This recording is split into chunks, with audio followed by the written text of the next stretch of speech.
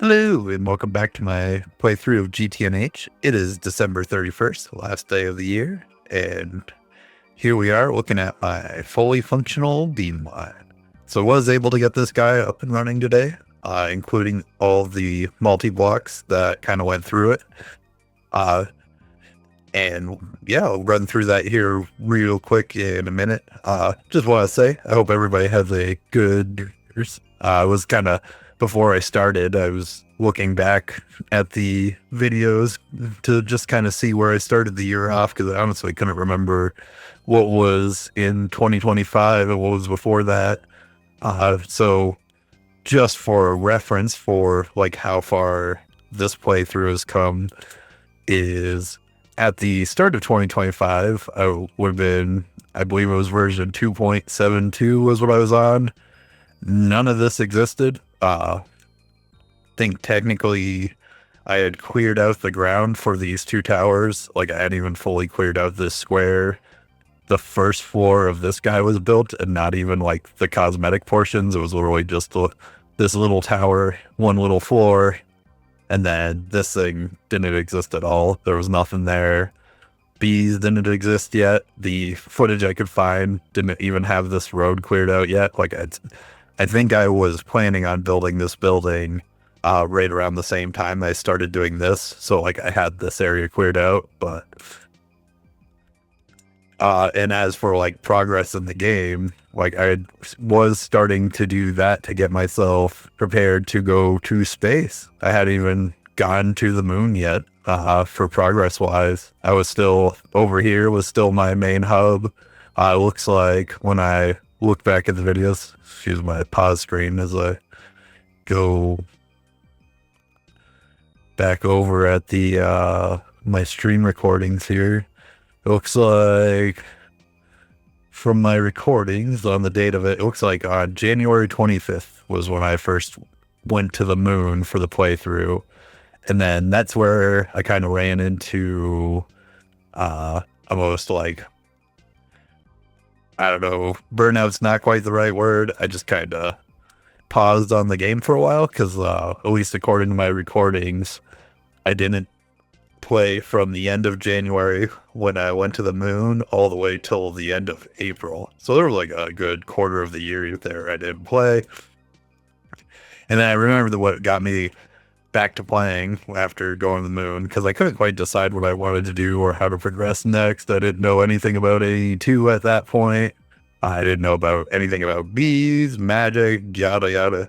So I just kind of started throwing cobblestone down over here using one of those cobblestone generators you get from Twilight Forest, and then kind of just got inspired to start working on bees. And I did a bunch of bee stuff, and then while doing that, got dug out a little area down below here for the first AE2 controller, which I didn't know how it worked at all. So I remember I even had a toggle switch to turn it off because I was worried about burning my diesel. So long story short, basically have come a long way this year, learned a lot of stuff about this pack, and I definitely I don't know if I could go back to playing another pack. This pack's amazing. But as for today, which when I post this, it'll mean I actually was looking too, because I was kind of curious. I hadn't really given much thought to how many videos I've posted this year. So I started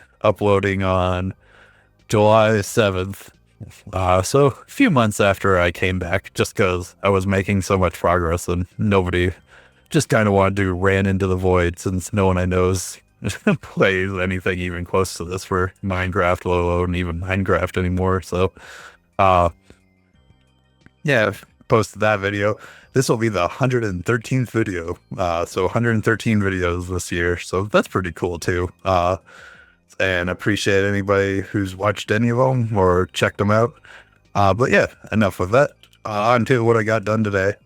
So, I said yesterday I had all these actually constructed and technically able to turn on, but I didn't know how they worked. And there's still a couple things I'm not quite entirely sure on, which I'll get to here in a second. But I also had only had up to here for multi-blocks, I believe. If I'm remembering correctly, I I think this was literally where I was sitting for multi-blocks yesterday. These guys essentially making super coolant. This guy's here to cool down the hot coolant, which I believe should be, yeah, there's none in the system, so we're good. Because I have fired this off a couple times now. From there, though, there's a couple things. So I was worried about running out of channels, so I did end up running a second P2P network over here, which I still have unburied, but we can see right here. And the way I decided to split it out was all the multi-blocks over here, sans the Mega EBF, or not Mega EBF, Mega LCR, are on one grouping of channels, which is this guy, and then all the channels used for the actual Beamline plus the Mega LCR are on this one over here, which you can see, I mean, that's 22 channels by itself, 25 channels. So, and we could be technically a little more efficient. Once I threw in the second P2P network, though, it was kind of, I got a little looser with how I was doing things, especially on this guy. This LLCR specifically was the reason I ended up wanting to go more channels, because so one of the things I changed from yesterday, oh yeah, you know what, that's what it was. So yesterday I actually had a setup of 2 LCRs over here making saline that were going to go into this autoclave here. However, that was incredibly slow. So I was going to either have to build a second setup to keep up with saline for the second portion, which is over here, because we need saline mixed with that's crazy that I'm actually out of saline. I'll have to look into why that's not crafting. Saline mixed with nitrogen plasma to be able to craft the masks, which I'm pretty sure I'm not too worried about if I'm not keeping up with saline, because I have 7,000 masks now, which this is a lot. I mean, I know obviously in the future I'll need many more, but like that's plenty for where I'm at right now with this whole process. So I tore that down and made this guy. Basically, it has both steps of the saline process in here, which between both steps have 4 miscellaneous outputs that need to get outputted, as well as the saline. And since I decided to do it on this separate network, P2P network, I did go with these output buses. That way the machine wasn't pausing, waiting on outputting. Originally, before I did that, I had these going into one of those 9x9 pipes and then going into a single tank and inputting to the network. But obviously that was slow in taking this machine out. But then on top of that, for later on down the line, we need potassium hydroxide dust, but not to be confused with the other potassium hydroxide dust that is used, this guy, which is used for basically the milling lines. You have to, so even though I have a bunch of this stuff in the system and it has the same or dictionary name, yeah, there's no difference in the name. They don't cross, like they are not treated as the same item. So I did need to set that up here. So I did use a mixture of filtered output buses. And then on top of that, one of the masks needs to run through the LCR to get to the second phase of it, which is for this guy, the PPI-C wafer. If we're looking at his target chamber, he's actually made from running this through, but this guy is made in the LCR. So if we come up here, that's what this little thing is doing right now. And then if I need to throw any other in here that need to go through an LCR first, I can just do that, and simple enough to add it to the system. The only thing I'll have to do is down here add another output bus, because I do have these guys filtered to prevent jamming of the machine. Which I don't actually know why this guy is off right now. Not a fluid output space. And no, I believe I know what the problem is going to be that I did not put void overflows on. No. Okay, yeah, so I mean, there's a ton of, so what I'm going to have to do today is at some point, wherever they're stored somewhere around here, I may have to go in and put void overflows just to void that stuff out. and then presumably figure out if there's anything useful I can get out of them for materials. But obviously they're shutting down this LCR right now, and that's no good. I also have the rest of the line comes down. It's pretty straightforward. If you were to, this guy is just coming through, like if we go follow this guy back to this mask, the mask runs through a blast furnace, which is going to be one of these volcanuses, which in itself is run through laser engraver, which before that is run through the blast furnace, which is why there's two volcanuses here, which before that's run through the autoclave to using this saline. And to run through the blast furnace, this is where we need the saline nitrogen. So that's all this stuff is. Everything fits over here, and using the LCR or Mega LCR really put it down.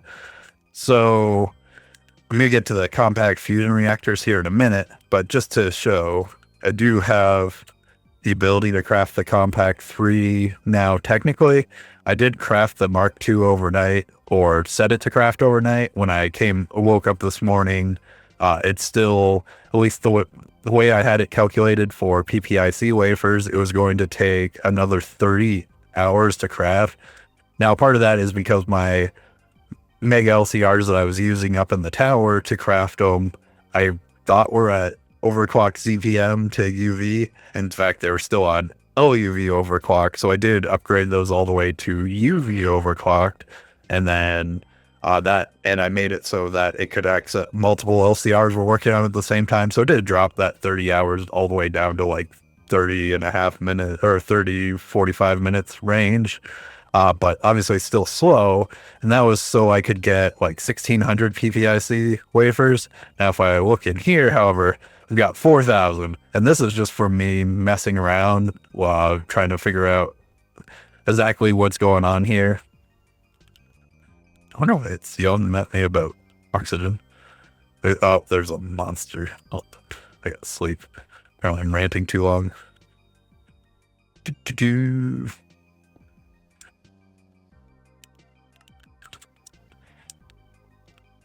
Get out here, zombie. See if there's I don't see anything else on the radar. Anywho, so the way this guy is set up, essentially the way to get it work is we drop this long lanthanum in here. Now, mind you, we had for this PPIC 4226, drop the stack in here, it starts running, and then after a few seconds, this guy's going to kick on, which then, once this guy kicks on the synchron, and then ultimately comes up here, and this is the target chamber, where over here we've got this PPIC mask, and then at the same time we also have wafers in here. Now this, to be clear, I do not have this set up on AutoCraft at the moment, just because I end up running out of water. And the reason that's important is the way I had the level maintainer set up is that I had it going to craft all the PPIC masks, which the PPIC mask require the NPIC mask as the initial input to get to that point, kind of like the wafers in reality. So when I ran out of water, I ran out of the ability to craft the other wafer. So the reason I haven't set this up on the auto crafting yet is I'm not sure how this interacts if I have two different focuses in here. Like if I can just export the focuses into here and then make the patterns just simply be the lanthanum rods being entered, and then just have the output like do a pattern of like 4 lanthanum rods output to 64 PPIC wafers, or if I have to do a little bit more complicated, like say make sure I'm putting enough lanthanum rods that correspond with how many are needed to fully use up a mask, and then do it that way. So I have like my theories about it. I just, without having the second wafer at the moment because of the lack of water, I don't want to throw it on the autocraft. I do have a bunch crafted out. I mean, that one stack of lanthanum got us 3,000 wafers in a minute. And like I said, that was going to take us 30 hours as of yesterday to do half of that. So that's pretty sweet. This thing is awesome. I just love the way it looks, the way it functions. It takes a lot to go into it, but as you can see, it's definitely worth it. So like I said, I did get the Compact Fusion 2 reactor crafted and then just immediately yeeted that into the scanner to get the data for the or data stick for the Mark III. And then since then, for today, I've just been working on doing all the upgrades to be able to craft it, which includes, so this is my precise assembler that's actually running in the precision mode, which earlier today was on the Mark I casings. To be able to make the Mark III, I do need to swap up to the Mark III casings, which are currently crafting for me. Over here, got a decent amount to go. Circuits is still like a choke point for me, so that's something I'll have to work on in the next couple days just to get speed up on these. I am crafting the casings right now for the Mark III reactor, but there are a few things that will still need to be basically addressed and improved. So if I were to go Compact Fusion Mark Reactor 3, if I try to craft this guy right now, see I'm short on Nequata ingots. So I need to take a peek at this line, make sure there's nothing goofy going on there. I did see I'd actually ran out of seed oil, which is something that's needed for halfway through this line to be able to keep it moving for like I think it's like 2-ethyl-1 something, like a fluid like that.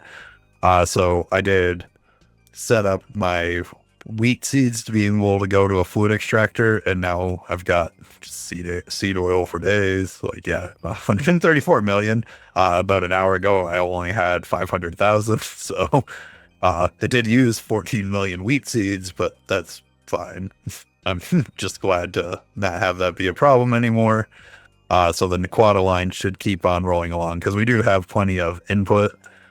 I did make the bees for these, but I don't have the processing set up for these at the moment because it would just be a waste of phthalic acid because all you get out of it are these two outputs, and we have tons of this stuff. So I'll probably just need to go through and like up the energy level of all this line. Like, for a friendly reminder, this is my Nequata line, and you can see it's all currently basically running at the moment. This step right here was the one that was turned off. For the 2-ethyl-1 hexanol. And then, yeah, so that's going good now. The other stuff I'll need to address is to be able to actually build the multi-block of the Mark III. I need to make 560 of these guys. This is why we need the Mark III casings to make the Mark IV circuit for